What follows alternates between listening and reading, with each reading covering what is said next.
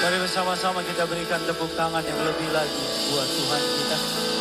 Bersama-sama kita bersatu di dalam doa. Bapa yang baik, Bapa yang kami kenal di dalam nama Tuhan Yesus. Kami mau siapkan hati kami untuk diberkati oleh kebenaran firman Tuhan. Urapi hamba-Mu yang telah Kau sampaikan di tengah-tengah umat-Mu. Lidah bibir perkataannya diurapi dari surga. Kata kalimat yang keluar memberkati setiap jemaat di tempat ini. Segala yang jahat kami cabut, kami patahkan kuasanya. Allah Roh Kudus, Engkau disambut di tengah-tengah kami. Berbicaralah atas setiap kami. Jemaat-Mu di seluruh dimanapun mereka beribadah, baik onsite maupun secara online. Setiap mereka pasti diberkati dalam nama Tuhan Yesus. Setiap kita yang siap diberkati firman Tuhan, Tiberias Gading Nias, sama-sama dengan bangga kita katakan, amin. Kita berikan kemuliaan, tepuk tangan yang luar biasa bagi Tuhan kita. Silakan duduk kembali saudara. Terpujilah nama Tuhan yang telah mengumpulkan saudara dan saya pada siang hari ini. Terimalah salam dari mimbar ini. Shalom Tiberias. Masih lebih semangat lagi, lantai 3, lantai 4. Kalau ada di lantai 2 dan yang di rumah, Shalom Tiberias. Apa kabar semuanya saudara? Tuhan Yesus itu baik, amin. Saya belum melihat tangan-tangan yang bangga punya Tuhan Yesus bisa lambaikan tangan saudara. Kalau saudara tidak keberatan, boleh kasih salam kiri kanan saudara. Katakan Tuhan Yesus mengasihi kamu, bilang saudara. Haleluya, puji Tuhan. Mari sama-sama kita akan belajar masih di dalam serial khotbah dengan judul tema Remarkable Life atau hidup yang luar biasa. Kemarin di bagian pertama kita belajar bahwa Tuhan mau hidup kita luar biasa. Yang percaya dan yakin katakan amin saudara.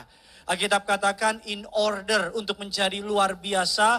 Bagian yang pertama kita mempelajari kita harus menghormati semua orang. Ada beberapa kategori yang Alkitab sebut tentang menghormati beberapa orang. Dan Alkitab mengatakan bahwa beberapa orang tersebut harus dihormati. Kalau saudara untuk quick recap, yang pertama adalah yang perlu kita hormati adalah Tuhan dan firman-Nya. Kata Alkitab kemarin Tuhan dan firman-Nya. Yang kedua bisa tolong dikeluarkan.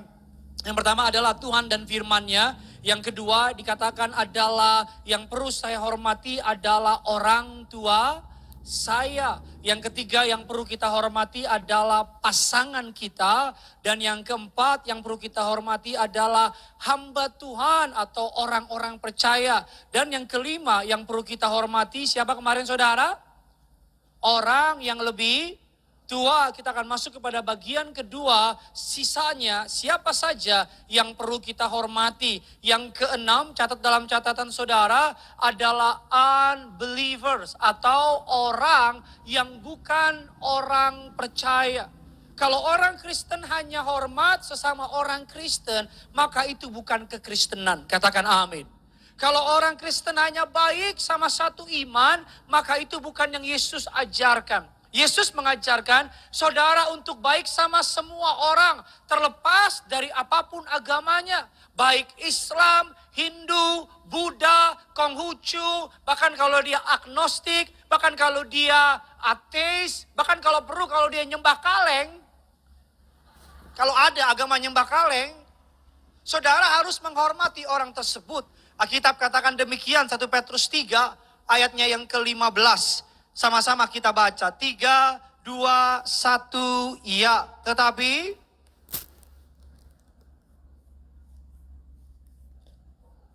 untuk memberi pertanggungjawaban kepada dia, kepada tiap-tiap orang yang dari kamu tentang, tetapi haruslah dengan, sekali lagi, tetapi haruslah dengan, sekali lagi, tetapi haruslah dengan lemah, lembut, dan hormat. Sama-sama bilang sama saya, lemah lembut. Sama-sama bilang sama saya, dengan hormat. Saudara dan saya, ada banyak orang yang gak sempat baca Alkitab. Atau bahkan mungkin gak mau baca Alkitab. Saudara dan saya bisa jadi Alkitab, satu-satunya Alkitab yang mereka baca. Katakan amin. Kalau garam cuman kumpul sama garam, jadinya gudang garam dia. Kalau orang Kristen cuman kumpul sama orang Kristen, maka gak ada efeknya. Kita perlu baik. Saya percaya Indonesia disayangi Tuhan. Saya percaya Indonesia akan dilawat Tuhan. Saya percaya akan ada penuaian besar-besaran di gereja kita, di bangsa kita Indonesia. Yang percaya kasih tepuk tangan dulu bagi Tuhan kita. Tapi ada tapinya. Tapi penuaian besar-besaran tidak hanya melibatkan para hamba Tuhan, tapi melibatkan seluruh orang percaya yang datang hari ini. Saya mau cerita sama saudara. Setiap kali saya upload di sosial media saya, mengenai iman saya, mengenai kesaksian tentang Tuhan saya, pasti minimal ada 2-3 account yang maki-maki saya. Dan biasanya mereka pakai account palsu. Setiap kali saya upload tentang iman saya, tentang Yesus, pasti dibilang, kasihan ya manusia kok disembah. Ada lagi yang tulis, kok Tuhan beranak. Ada lagi yang tulis, kasihan ya Tuhannya matinya telanjang. Saya nggak marah-marah, saya nggak bilang, di mana kita ketemu, kita main kita. Enggak. Saya bilang apa sama dia? Tuhan Yesus memberkati kamu. Apa jawabnya? Dia bukan Tuhan, nggak usah berkat-berkatin. Gua nggak butuh. Tapi waktu berlalu, kita punya iman apa yang ditabur dengan firman gak akan kembali dengan sia-sia. Suatu saya mengupload beberapa konten di sosial media saya, tiba-tiba orang yang maki saya, DM saya bilang, Pak Pendeta, saya punya masalah, boleh nggak didoain? Ya, saya mau bilang, cie. Apa sih maunya sih?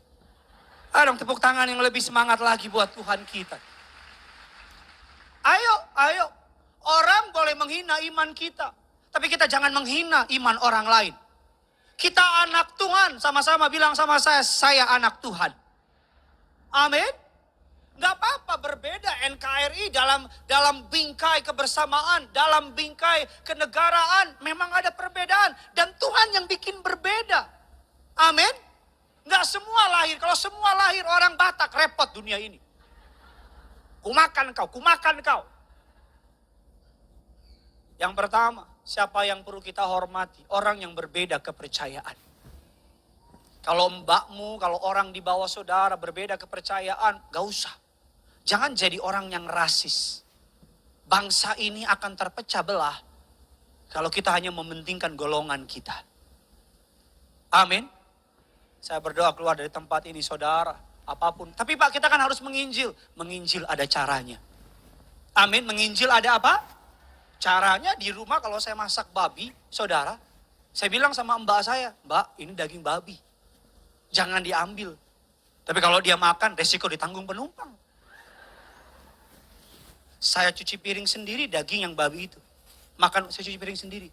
Karena kenapa? Saya menghormati dia. Walaupun saya terus berdoa agar anugerah Allah turun atas hidupnya. Amin. Jangan lagi lihat orang kafir lo, neraka lo, dibakar lo. Model penginjilan kayak gitu nggak akan buat orang tertarik sama Yesus. Tapi model penginjilan yang kasih, penuh kasih, jadi berkat akan membawa banyak orang datang kepada Tuhan. Ayo kasih tepuk tangan dulu buat Tuhan kita. Yang berikutnya, siapa saja yang Tuhan mau saya tunjukkan rasa hormat saya. Yang ketujuh adalah orang-orang yang kekurangan alias orang-orang miskin. Para orang kaya di tempat ini jangan sombong kalau engkau kaya dan kau memandang rendah orang miskin. No. Orang-orang sukses di sini jangan mentang-mentang kau gaji mereka, kau bisa injak mereka. No. Jangan mentang-mentang strata ekonomimu lebih besar dan strata ekonomi mereka lebih kecil dan engkau lupa daratan gitu. Anak-anak muda di sini, kalau saudara ketemu sama orang lain, jangan mentang-mentang kau naik mobil dan dia naik bus, kau bilang, masih ngetren naik bus. Gua dong terbang. Kita lihat saudara, beberapa angka survei di Indonesia. Tahun 2020 angka kemiskinan di Indonesia kurang lebih 27 juta, 27,55 juta. Ini angka tahun 2020. Saya percaya karena COVID angkanya pasti lebih banyak lagi dari ini. Bahkan 2023 diprediksikan karena adanya badai PHK, pemecatan, akan banyak orang miskin. Sekarang makin banyak orang susah, betul apa tidak? Banyak jemaat WA saya, Pak tolong doain, saya gak punya pekerjaan. Bahkan ada yang cerita, saya kayak sinetron kisahnya. Pulang dari gereja, Lagi sukacita-sukacitanya, baru mau makan, baru mau masuk tuh makanan ke mulut, ada WA dari HRD-nya. Dia di lay off. Saya percaya, saya doa jemaat Tiberias tempat ini, yang di rumah dan di gereja. Tuhan memberkati engkau luar biasa. Saya berdoa Tuhan memberkati usaha, pekerjaan, bisnis. Saya berdoa saudara yang PHK dapat pekerjaan lebih baik. Saya berdoa saudara yang ekonominya susah diberkati luar biasa. Tapi jangan lupa, kita bukan stasiun terakhir dari pemberhentian berkat Tuhan. Saya berdoa agar melalui hidup saudara banyak orang ngalamin kasih Kristus. Kita lihat firman Allah. Saudara baca Alkitab saudara, ada 200 lebih ayat yang Tuhan tulis tentang orang miskin. Salah satu ayatnya kita baca saja. Amsal 28 ayat yang ke-27. Amsal 28, 27. 3, 2, 1, ya.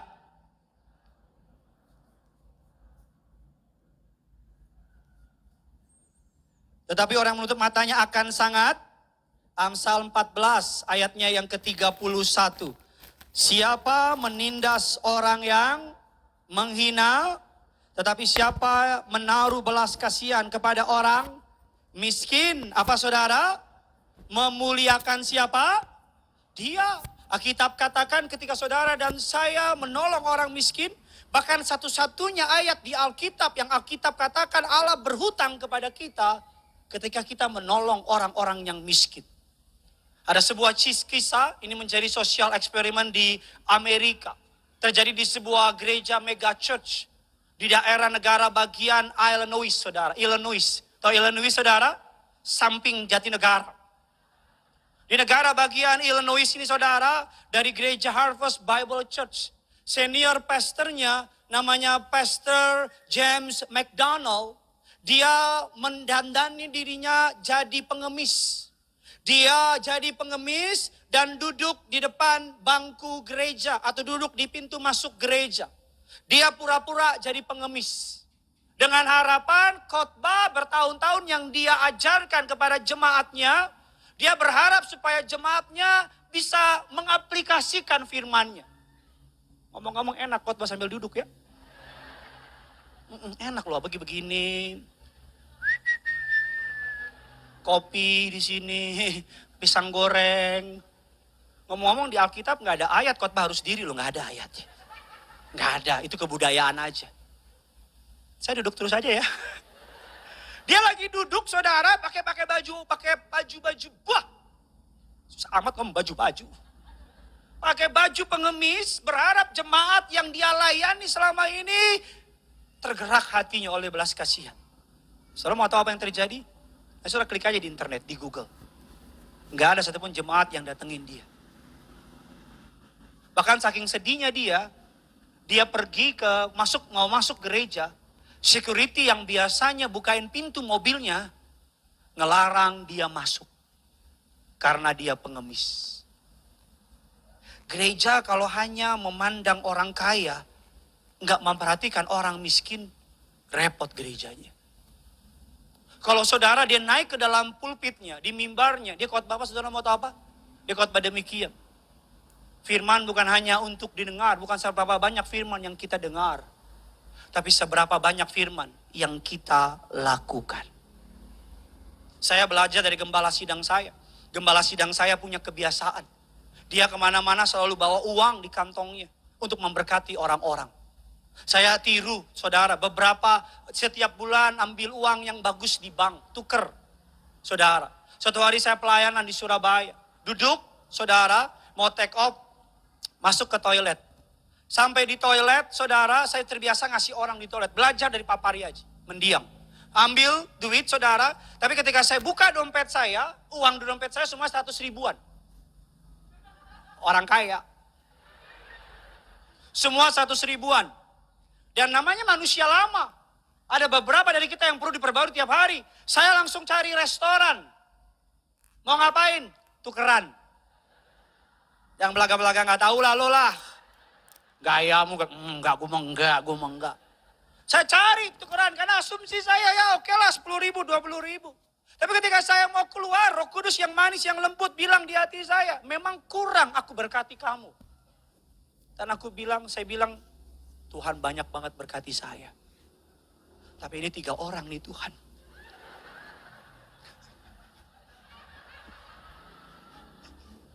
Saya ambil 3 lembar, set. Saya kasih. Mereka langsung bilang, Alhamdulillah Pak. Suatu hari, uang 5 ribuan, uang 10 ribuan, sama uang 2 ribu ngobrol. Uang 2 ribu datang, dari mana lo? Kata uang 5 ribu, dari gereja. Uang 10 ribu dari mana lo? Dari gereja. Mereka tanya, 2 ribu lo dari mana? Gereja. Datanglah uang yang warna merah. Soekarno-Hatta. Dari mana lo? Dari mall. Sering di gereja. Uang yang ribuan berkeliaran. Yang Soekarno-Hatta di mall-mall. Mungkin beberapa orang bilang saya mata duitan. Enggak, saudara kasih persembahan, enggak masuk ke kantong saya. Masuk untuk pembangunan gereja, titik enggak ada koma. Tapi kadang-kadang kita ngopi, Starbucks, makan, nongkrong, sushi teh, parkiran. Enggak lebih tuh. Mungkin bagi saudara 100 ribu uang yang kecil. Tapi bagi orang yang miskin di luar sana 100 ribu bisa hidup buat seminggu buat mereka. Hidup ini bukan tentang kita saja. Uang ketika kita mati, jadi benda mati, nggak dibawa ke surga. Uang hanya punya benefit ketika kita hidup dengan apa? Dengan memberi buat orang-orang di sekitar kita. Amin. Ayo lihat kiri kanan saudara, banyak orang kekurangan. Lihat kiri kanan saudara, banyak orang membutuhkan. Kita perlu menghormati orang-orang yang kekurangan, yang setuju katakan amin. Bilang kiri kanan saudara, jangan mikirin diri sendiri aja bilang. Bilang sama yang baru ngomong, jangan kikir lo bilang. Berantem bodo amat. Amin. Di sini siapa yang mau diberkati berlimpah? Ayo, angkat tangan. Oke, sekarang turunin. Di sini siapa yang mau jadi berkat? Bohong lo. Udah angkat tangan, kalau Gideon angkat tangan biar cepet. Berikutnya, siapa yang perlu kita hormati?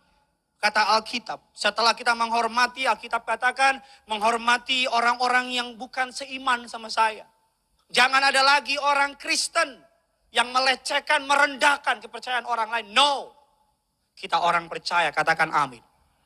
Berikutnya yang perlu kita hormati, yang berikutnya adalah government leaders atau para pemimpin pemerintah. Semua pemerintah datang dari Tuhan. Yang setuju bilang amin. Nanti baca di rumah Roma 13, 1 sampai selesai. Rasul Paulus mengajar tentang menghormati pemerintah. Bisa nggak seseorang jadi gubernur, jadi presiden kalau tidak seizin Tuhan? Mungkin nggak? Nggak mungkin. Semua pemerintahan datang dari Tuhan. Katakan amin. Orang Kristen harus taat sama pemerintah. Kok nggak ada yang amin sih? Nanti nih 2024 ada pemilu. Terserah, saudara mau coblos partai yang warna merah, warna biru, warna kuning, warna putih, warna hijau. Tapi orang Kristen coblos yang hijau aneh juga sih. Masih ada yang gak ngerti itu. Memang ada di antara orang-orang pintar yang telat mikir. Dia pikir merah, yang mana merah? Biru, hijau yang mana sih hijau? Hijau lumut. Ikatan jomblo dan imut. Bebas. Saya punya jagoan di pemilu ini. Siapa? Rahasia. Karena ini mimbar gereja. No politik. Tapi kalau nanti jagoan saya nggak kepilih, saya nggak boleh marah. Saya harus tunduk. Selama pemimpin tersebut terpilih berdasarkan konstitusi, berdasarkan hukum yang berlaku, kita harus tunduk. Harus taat. Kalau ada anggota DPRD yang udah kepilih, kita harus taat. Mereka pemerintah dari Tuhan. Siapapun yang saudara pilih silakan. Mau pilih saya juga boleh. Gideon untuk Kelapa Gading yang lebih baik. Kalau saya jadi, saya akan jamin Kelapa Gading tidak akan banjir. Kayaknya udah cocok saya ya. Tapi jangan khawatir, nggak caleg saya. Ya, jangan khawatir nggak caleg. 2024 nggak caleg. Tahun berikutnya saya nggak tahu. Daripada nanti saya jilat udah saya sendiri, mendingan gitu aja dulu. Tapi yang pasti 2024 enggak. Yang nawarin banyak. Tapi saya bilang enggak, saya pendeta. Saya mau bilang sama saudara, semua pemerintahan datang dari Tuhan. Kalau disuruh bayar pajak, bayar. Walaupun pajakmu jadi Robicon.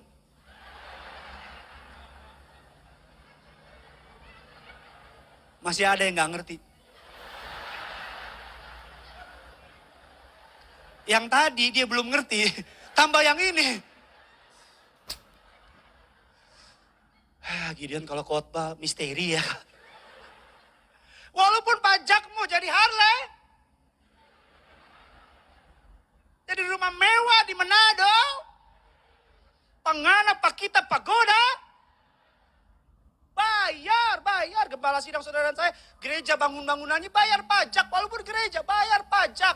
Anak Tuhan pasti taat sama pemerintah. Paulus bilang ketika bangsa Israel dibawa penjajahan ke kekaisaran Romawi, Paulus bilang apa yang menjadi hak pemerintah kasih. Yesus ketika dia mau masuk ke bait Allah, disuruh bayar pajak. Yesus nggak bilang, gua Tuhan, gua yang pajakin lo, bukan lu pajakin gua. Tuhan bilang sama Petrus, Petrus pancing ikan. Dalam pancing ikannya ada uang di mulutnya ikan. Dan Yesus bilang, siapa gambar di situ? Gambar kaisar. Apa jawab Yesus? Apa yang menjadi hak raja? Kasih. Apa yang menjadi hak Tuhan? Kasih. Pak pendeta, orang Kristen boleh demo enggak? Memang diatur undang-undang. Tapi jangan anarkis dong. Sebelum saudara demo udah doa belum? Doain pemerintah saudara. Daripada demo cuman buat nasi kotak. Saya jadi... Ini orasi politik ini hari ini. Amin. Siapa yang perlu kita hormati? Pemerintah. Anak Tuhan harus taat sama peraturan. Anak Tuhan harus tunduk sama pemerintah. Selama pemerintah nggak nyuruh kita nyembah di luar Yesus, selama pemerintah tidak melarang, selama pemerintah tidak memerintahkan kita untuk melakukan yang bertentangan dengan iman kita, saudara bayangin di Amerika, aborsi dilegalkan beberapa waktu yang lalu. Bayangin anak Tuhan sebagai dokter dia harus melakukan itu. Kalau melanggar firman, jangan ikutin. Tapi kalau untuk kebaikan kita dan tidak melanggar firman, anak Tuhan harus taat sama pemerintah. Yang percaya boleh kasih tepuk tangan dulu buat Tuhan kita. Yang terakhir, kepada siapa Tuhan mau kita menghormati, menunjukkan rasa hormat kita. Yang terakhir adalah kepada my enemies. Atau kepada orang-orang yang menjadi musuh saya. Saya harus menunjukkan rasa hormat. Katakan amin. Kita kan biasanya sama orang kalau lo baik, gue baik. Kalau lo jahat, gue lebih jahat. Itu bukan iman, itu bukan kekristenan. Itu sebuah kesombongan. Kita harus baik walaupun sama orang yang jahatin kita. Kita harus tetap menghormati walaupun orang itu tusuk kita dari depan, belakang, kiri, kanan, samping. Banyak orang Kristen tanya sama saya, Pak Pendeta, bagaimana saya harus bersikap sama orang yang jahat sama saya?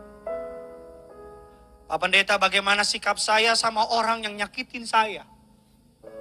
Pak Pendeta, bagaimana sebagai orang Kristen yang baik dan benar, apa yang Alkitab katakan ketika orang yang jahat sama saya, bagaimana saya harus bersikap sama orang tersebut? Yang pertama, catat dalam catatan saudara. Sikap saya terhadap orang yang jahat sama saya. Sikap orang percaya terhadap musuh-musuhnya. Yang pertama, berdoa bagi musuh dengan mengucapkan berkat bagi musuh kita. Kita kan biasanya mengucap kutuk sama musuh kita. Tapi sekarang berbeda. Kita harus mengucap kutuk adalah berdoa meminta Tuhan agar orang tersebut terjadi yang buruk sama orang itu. Itu mengucapkan kutuk. Tapi mengucap berkat adalah meminta kepada Tuhan agar hal yang baik terjadi sama orang itu. Beda apa sama? Beda. saudara berdoa, mengampuni dan mengucap berkat orang kepada orang yang nyakitin saudara, di situ kebesaran hati kita terlihat dengan jelas.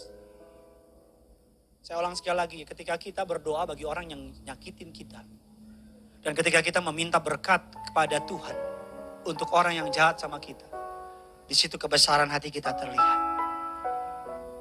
Yang setuju bilang amin. Amin. Bagaimana sikap saya terhadap orang yang menjadi musuh saya atau orang yang nyakitin saya? Berdoa meminta berkat untuk orang itu. Gampang apa susah? Kalau bilang gampang, maju ke depan sini. Susah. Karena kenapa? Segenap daging gak terima. Segenap hati pasti teringat semua perbuatannya. Yang kedua, bagaimana saya bersikap terhadap musuh saya. Yang kedua, Alkitab katakan, mencari celah agar terciptanya perdamaian. Nggak cukup cuma minta Tuhan berkati dia. Tapi kita sebagai orang Kristen, orang percaya, kita harus cari celah. Cari celah artinya apa? Mau capek, mau lelah untuk cari perdamaian. Tapi Pak, kan yang salah dia. Kenapa saya minta maaf? Karena kamu yang anak Tuhan. Amin. Dia bukan anak Tuhan. Tapi Pak, dia anak Tuhan juga Pak. Dia belum sadar, kamu yang sadar. Tapi Pak, dia udah sadar, kamu datang ke Nias, dia gak ke Nias. Tapi Pak, diam kau. Bacot kau. Betul apa tidak? Mencari celah itu maksudnya begini. Kalau barangmu hilang, kau doa doang, Tuhan barangku hilang. Di manakah barangku Tuhan? Tuhan akan bilang apa? Yang punya kaki siapa? Yang punya tangan siapa? Hari ini ketika engkau pulang, engkau akan didorong oleh Roh Kudus untuk berdamai sama musuhmu. Banyak ya musuhmu ya? Kau pulang nih, di sini siapa yang mau mengampuni dan berdoa, mau berdamai untuk musuh-musuhnya, angkat tangan. Di sini siapa yang mau? Wah, dikit banget. Nanti kau pulang nih, di restoran, kau buka Instagram, di explore, muncul foto dia. Lagi begini. Terus muncul, pakai caption ayat lagi ayat, caption di firman. Munafik ngana ya. Terus Roh Kudus ingetin. Ingat tadi Gideon ngomong apa? Nggak kenal sama Gideon. Musuhmu, lawanmu, telepon. Masalah dia angkat atau nggak mau ampunin. Yang penting kita udah beres. Urusan dia. Ketemu sama orang minta maaf. Tapi Pak, yang salah dia. Kita yang besar hati kita. Sorry kalau saya ada salah. Kalau dia nggak mau ambil tangan kita, itu lain perkara. Udah bukan di kita lagi bolanya. Amin. Udah bolanya di dia. Di mata Tuhan, engkau orang benar. Saudara dibaca di rumah ya, banyak ayat. Satu ayatnya saja deh, biar saya nggak berhutang. Matius 5 ayat yang ke-9. Sungguh diberkati Allah orang-orang yang bekerja untuk mendatangkan, karena merekalah yang akan disebut anak-anaknya. Kalau saudara ketemu sama lawan saudara, pakai roh yang berlawanan sama roh lawan saudara. Kalau rohnya pelit, kita pakai roh murah hati. Kalau dia punya roh kepahitan, kita punya roh yang penuh dengan kasih dan anugerah dari Tuhan. Lawan dengan roh kepahitan. Lawan dengan roh yang berlawan. Yang percaya bilang amin. Siapapun musuh saudara, ampuni. Ampuni. Ucap cari perdamaian. Kan yang lagi rame itu yang itu tuh. Yang tadi mukulin anak orang hampir mati. Saya mau bilang apa? Kalau dia memilih perdamaian, aman gak hidupnya? Karena kebodohannya itu apes loh. Dia mukulin orang, anak yang dipukulin, petinggi dari seorang organisasi besar di Indonesia. Karena kesalahan anaknya, papanya direntet. Tas mamanya Bayangin netizen negara Konoha. Tahu kan netizen negara Indonesia Raya? Lebih hebat dari FBI, CIA, KGB lewat sama netizen kita. Sampai rumah di Manado, rumah di Jogja, sampai restorannya yang tadinya ratingnya 4,7 jadi 1,2. Kok tahu? Ikutin. Hartanya dibidik sama KPK 59 miliar. Beda dikit sama saya. Amin dong. Iya, nggak apa-apa. Orang bilang nggak apa-apa, sabar. Yang kemarin tuh dihukum mati. Saya yakin di penjara dia orang yang paling menyesal. Karir puluhan tahun. Cuman perkara 10-15 menit. Yang main ribut tuh mobil Fortuner di Senopati. Cuman gara-gara nggak dikasih jalan, ditabrak. Pak keluarin pakai samurai. Ujung-ujungnya apa? Meterai 10.000. Emang ada orang mau terima dia kerja nggak? Tiap kali dia ngelamar kerja, bosnya lihat, kamu yang itu ya? Nanti kalau saya marahin kamu pakai samurai lagi. Nggak apa-apa, nggak apa-apa. Nggak semua harus diributin, bilang amin. Orang yang menyimpan dendam, dengar perkataan saya. Orang yang menyimpan dendam, sama seperti dengan orang yang membakar satu rumah untuk mencari seekor tikus. Saya ulang sekali lagi. Orang yang menyimpan dendam, sama seperti orang yang membakar satu rumah untuk mencari seekor tikus. Worth it gak? Layak gak? Jadi kalau ada orang bilang, lu banci, biarin. Kecuali kau banci. Banci lu, tahu aja deh ye. Kayak banci, Cin.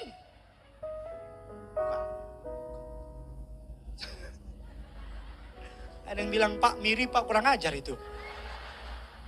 Iya, ada orang pernah bilang itu. Kalau laki-laki mati, almarhum. Kalau perempuan, almarhumah. Kalau banci, aluminium.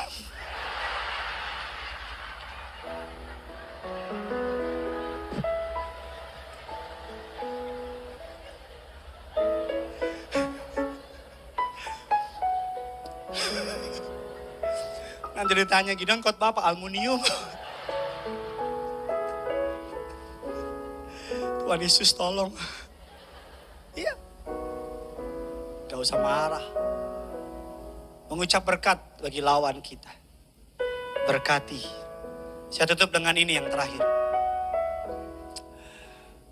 Kalau saudara suka membuli orang, suka menumbalkan orang, suka jahat sama orang, dan orang itu tahu dan orang itu berdoa ampuni saudara dan meminta Tuhan untuk memberkati saudara, maka saya jamin hidup orang itu akan selalu di atas saudara. Saya ulang lagi ya, dengar baik-baik perkataan saya. Ini emas, ini hikmat dari Tuhan. Kalau saudara selalu menumbalkan orang, menjahati orang, dan orang itu berdoa mengampuni saudara dan meminta Tuhan memberkati saudara, maka orang itu akan selalu ada di atas saudara. Apa contohnya? Lihat Tuhan Yesus. Tapi Pak, dia Tuhan. Oke, lihat Yusuf. Yusuf dijahatin sama kakak-kakaknya, tapi Yusuf mengucap berkat sama kakak-kakaknya. Yusuf mengampuni kakak-kakaknya, dan Tuhan angkat Yusuf di atas kakak-kakaknya. Contohnya siapa lagi? Daud. Daud dijahatin sama Saul, disingkirin, difitnah, hendak dibunuh. Daud mengasihi Saul, bahkan Daud mengucap berkat sama Saul, dan Tuhan angkat Daud di atas Saul. Makanya jangan heran, orang yang kita benci, seringkali Tuhan taruh di atas kita. Sampai kita bilang, gue udah jahatin, gue udah sakitin, gue udah fitnah. Gue udah ngomong yang buruk sama dia kepada pimpinannya. Kok makin naik dia? Kok makin maju dia? Kalau saudara suka numbalin orang, suka jahatin orang, tunggu tanggal Maria. What goes around, comes around. Apa yang ditabur, itu akan dituai. Mengampuni. Even though dia musuh kita. Kita harus mengucap berkat. Kalau musuhmu, kita bilang, kalau musuhmu lapar, berilah ia makan. Kalau musuhmu haus, berilah ia minum. Kan kita beda. Kalau musuhmu lapar, mampuskanlah dia. Kalau musuhmu haus, kasihlah dia kopi plus secangkir sianida.